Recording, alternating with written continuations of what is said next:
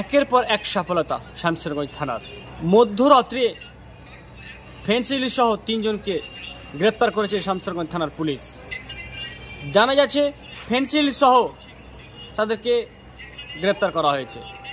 প্রায় 197 বোতল তিনি মোটরসাইকেল করে বাংলায় প্রবেশ করাচ্ছিলেন ঝাড়খণ্ড থেকে, আর সেই মতেই তাদেরকে ধরেছেন নাকা চেকিং করতে গিয়ে। দেখতে পাচ্ছেন সে চিত্র, মধ্যরাত্রে সেই ঘটনা। সে ঘটনায় গেছেন শামসেরগঞ্জ ব্লক আধিকারিক এবং শামসেরগঞ্জ থানার পুলিশ প্রশাসন। আমরা জানি এই ফেন্সিডিল অর্থাৎ কফ সিরাপ যে নামে পরিচিত, সেটা কিন্তু সরকার থেকে ব্যান করা হয়েছে। তা সত্ত্বেও সেটাকে নেশায় পরিণত করেছে তারা, এবং সেটা যদি খায় তাহলে মানুষের অনেক রকম ক্ষতি রয়েছে। হার্টের সমস্যা করবে, তার ফুসফুসের সমস্যা করবে, এবং তাদের ব্রেন খুবই ধীর গতিতে চলবে এই জিনিসটা খেলে। আর আমি ধন্যবাদ জানাবো শামসেরগঞ্জ থানাকে, তিনার যে এই পদক্ষেপ।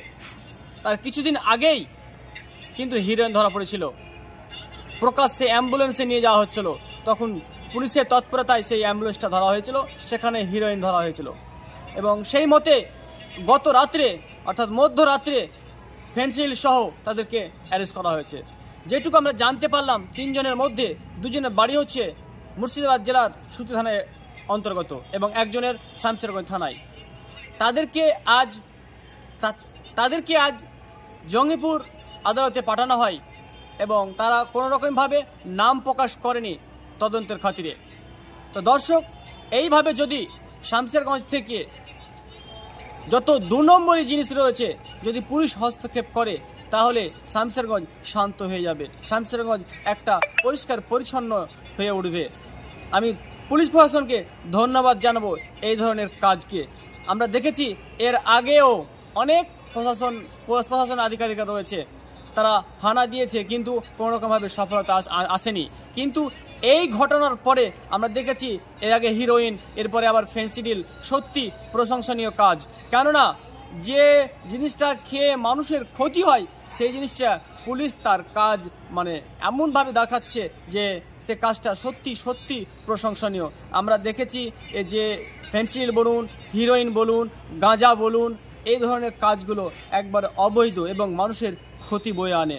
তাই সমস্ত শামসেরগঞ্জবাসী অর্থাৎ এই কাজ থেকে দূরে থাকুন, না হলে আপনার তো কষ্ট হবে, আপনার পরিবারও সে কাজে ভুগবে। কেননা যদি আপনি ধরা পড়েন তাহলে কিন্তু আপনার জেল হবে, তার শাস্তি হবে।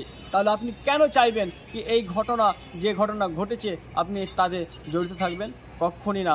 তাই আমি আরও বলবো শামসেরগঞ্জবাসীকে কি, যে দেখুন আমাদের এলাকায় যেভাবে এই ধরনের জিনিসগুলো বেড়ে গেছে একের পর এক, কিন্তু শামসেরগঞ্জ থানা তৎপর রয়েছে।